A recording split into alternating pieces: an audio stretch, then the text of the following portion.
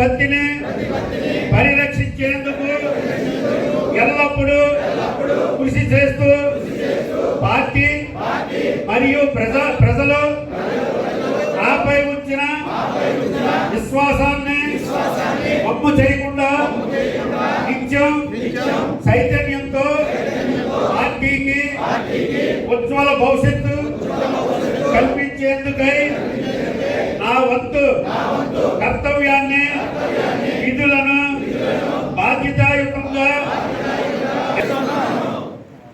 జై తెలుగుదేశం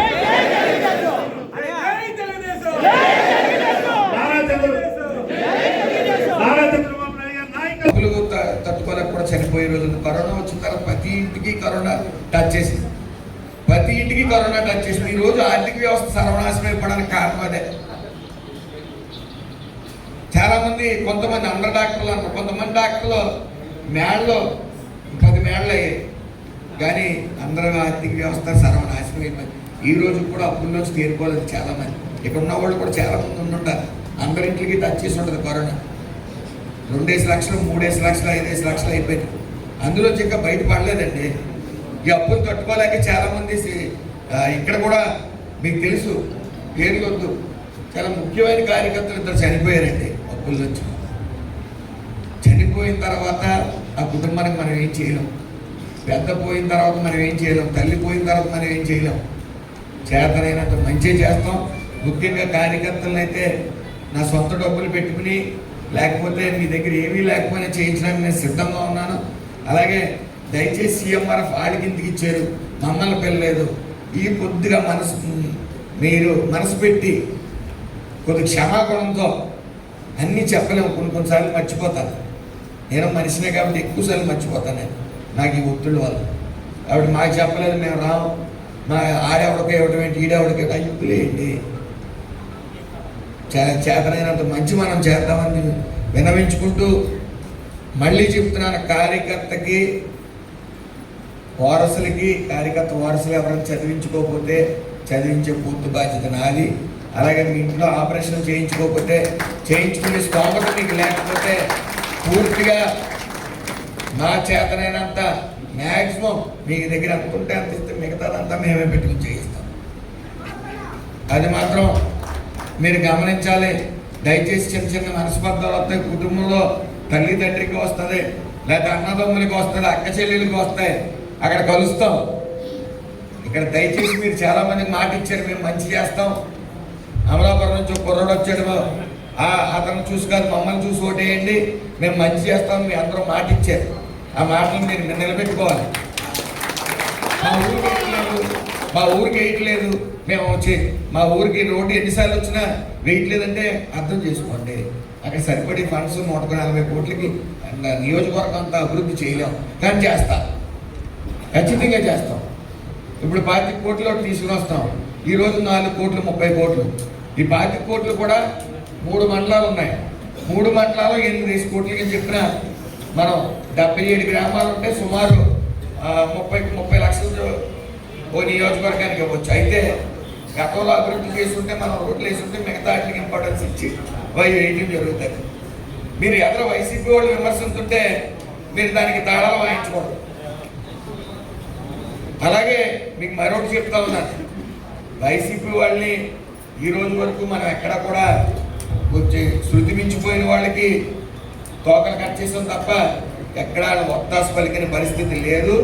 అలాగే ఏదైనా ఇబ్బంది పెట్టి ఫర్దర్గా పిచ్చి పిచ్చి వేషాలు వేస్తే కూడా ఉపేక్షించింది లేదు ఇప్పుడు వరకు కూడా. అయితే ఒకళ్ళు మాట్లాడతారు, అయ్యో ఆర్టీఓ ఆఫీసులో ఆటకే పనులు అయిపోతున్నాయి, ఎంఆర్ఓ ఆఫీసులో ఆటకే పనులు అయిపోతున్నాయి. ఎక్కడ అవుతాయండి? ఎందుకు అవుతాయండి? అక్కలేని ఇక్కడ నుంచి మండల ప్రెసిడెంట్లు ఉన్నారు. మీకు పని అవ్వకపోతే మండల ప్రెసిడెంట్లు దగ్గరికి వెళ్ళాలి. వాళ్ళందరినీ కూర్చోబెట్టి ముఖ్యమైన కార్యకర్తలను కూర్చోబెట్టి ఈ రోజు ఎన్నుకున్నారు కాబట్టి ఆర్టీఓ గారిని ఈ మిగతా కార్యవర్గాన్ని ఎంఆర్ఓలు కానీ అందరినీ తీసుకుని వచ్చి కూర్చోబెట్టి బాధ్యతలు అప్పచెప్తాం.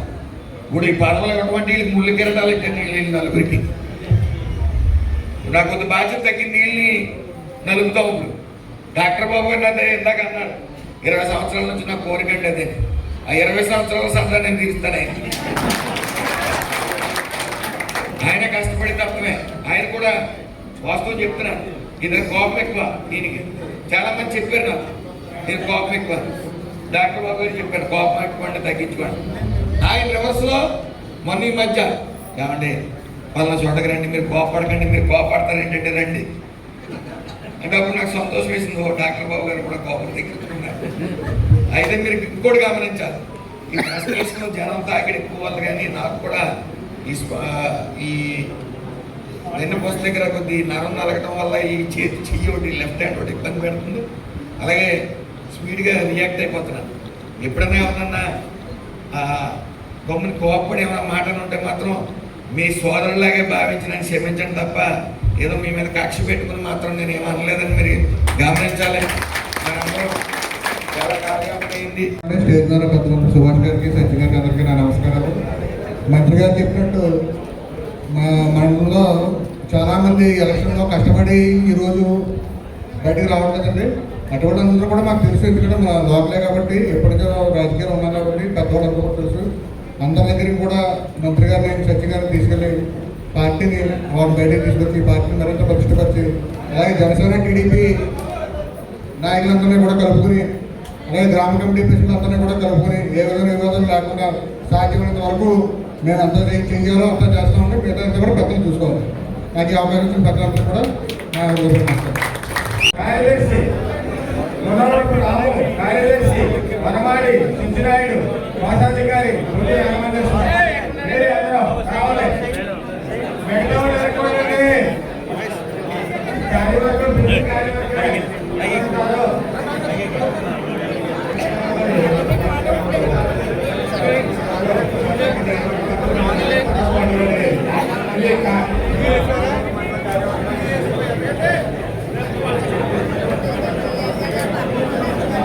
ఇదంతా కూడా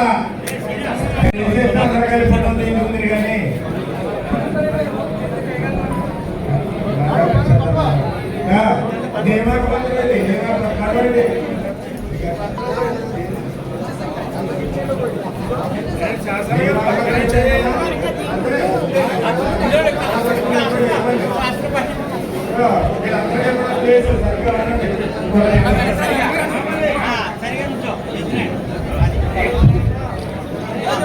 ఆ